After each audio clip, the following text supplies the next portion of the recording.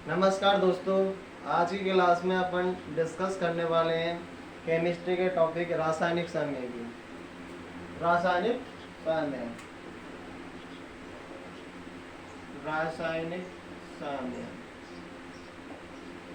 Chemical equilibrium, chemical equilibrium रासायनिक समय। Lab assistant के लिए,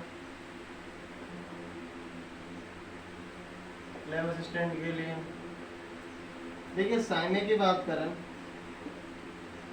समय का अर्थ होता थम जाना या रुक जाना।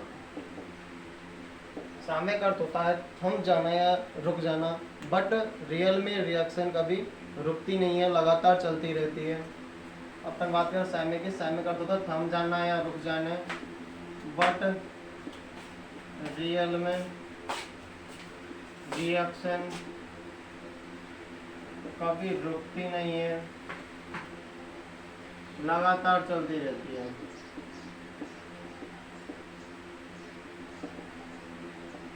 लगातार चलती रहती है।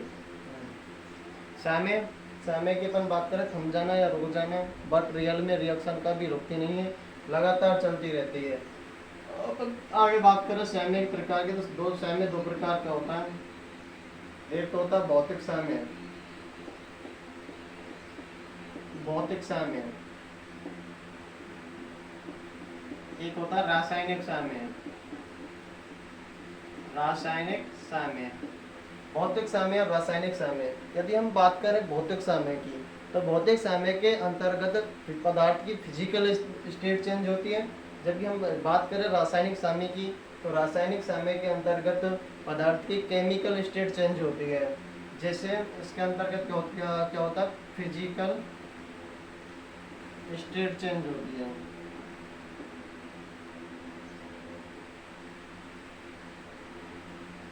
फिजिकल स्टेट चेंज होती है, इसमें केमिकल स्टेट चेंज होती है। केमिकल स्टेट चेंज होती है। भौतिक समय के अंदर फिजिकल स्टेट चेंज होती है। एग्जाम्पल की अपन बात करें तो H2O सॉलिड से H2O लिक्विड बन जाता है, और लिक्विड से गैस में कन्वर्ट हो जाता है, H2O गैस। तो ये इसके अंतर्गत इस फिजिकल स्टेट चेंज हो रही है। जबकि हम बात करें केमिकल समय की, केमिकल इक्विलिब्रियम की, तो रासायनिक समय की उदाहरण की अपन बात करें तो H2 plus I2, hydrogen plus iodine, तो क्या बनेगा, हाइड्रोजन आयोडाइड। ऐसे N2 प्लस H2 NH3।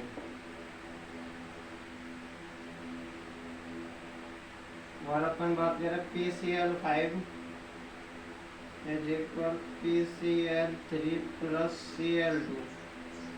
ये सब किसके उदाहरण है, रासायनिक समय की। तो समय दो प्रकार का होता है, एक तो रासायनिक समय और एक भौतिक समय। भौतिक समय के अंतर्गत पदार्थ की फिजिकल स्टेट चेंज होती है, फिजिकल अवस्था या भौतिक अवस्था चेंज होती है। रासायनिक समय के अंतर्गत पदार्थ की रासायनिक अवस्था चेंज होती है। आगे हम बात करें लैब असिस्टेंट के, आगे टॉपिक दिया हुआ है टाइप्स ऑफ रिएक्शन, रिएक्शन के प्रकार।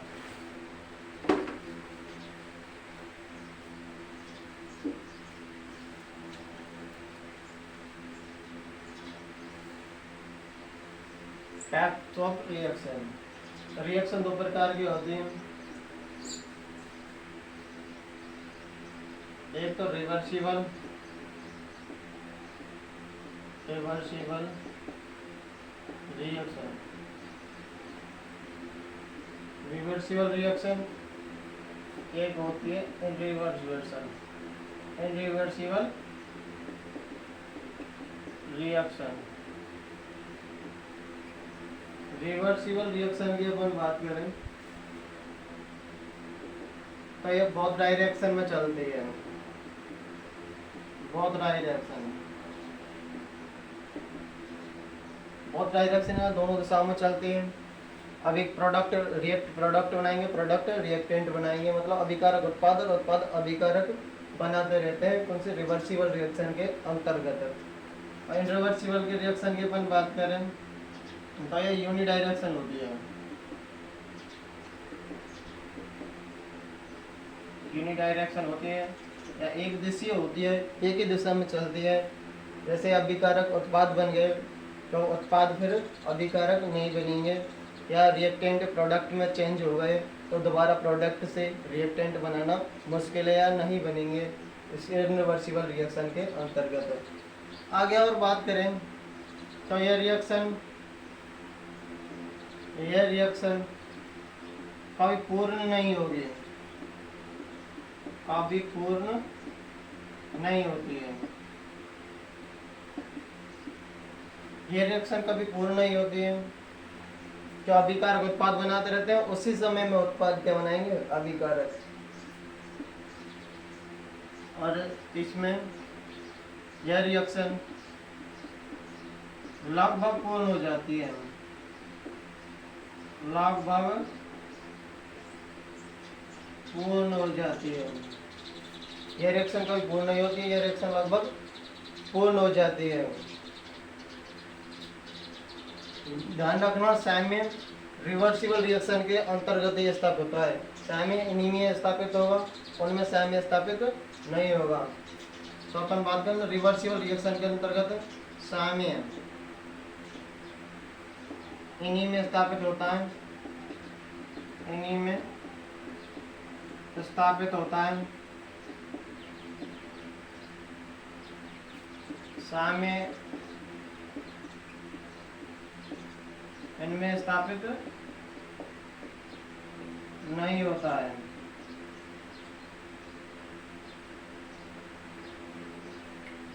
और इसमें पिपेट नहीं बनता है, पिपेट नहीं बनता है, जबकि इसमें क्या है, पिपेट बनता है। यह हमेशा क्लोज कंटेनर में होती है, क्लोज कंटेनर में होती है, मतलब बंद पात्र में होती है। यह हमेशा क्या ओपन कंटेनर में होगी, यह ओपन कंटेनर में होती है, यह ओपन कंटेनर में होती है या खुले पात्र में होती है। हमने रिएक्शन की बात करती है, एक रिवर्सिबल रिएक्शन और एक इनरिवर्सिबल रिएक्शन।